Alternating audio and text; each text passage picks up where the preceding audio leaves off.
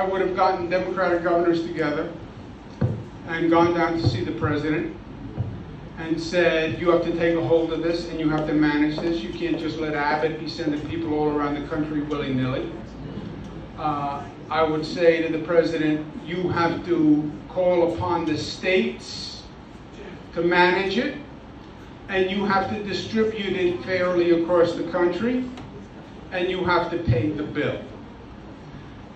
Second, I would say that from the state's point of view, this is not New York City's problem exclusively. The bus comes to New York City. You know where you get off the bus? Port Authority. You know who owns the Port Authority? State of New York. So this concept that they came to New York City and therefore it's New York City's responsibility, I don't accept. And we talked about the state constitution, Article 17, etc. I would also say to the federal government, you have to pay the bill.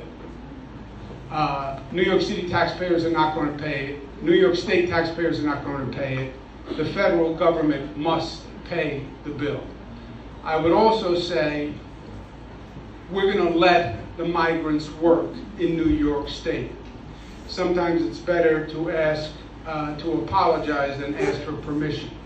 You cannot sustain paying $200 a night for a hotel room and all the meals and keep a family sitting in a hotel room for months and months and months.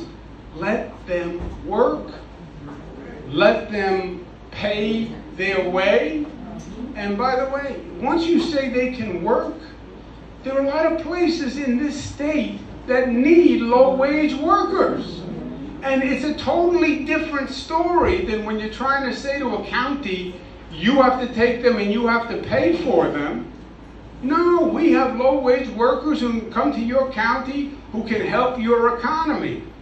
The federal government has been talking about it for months. Forget it. Just do it.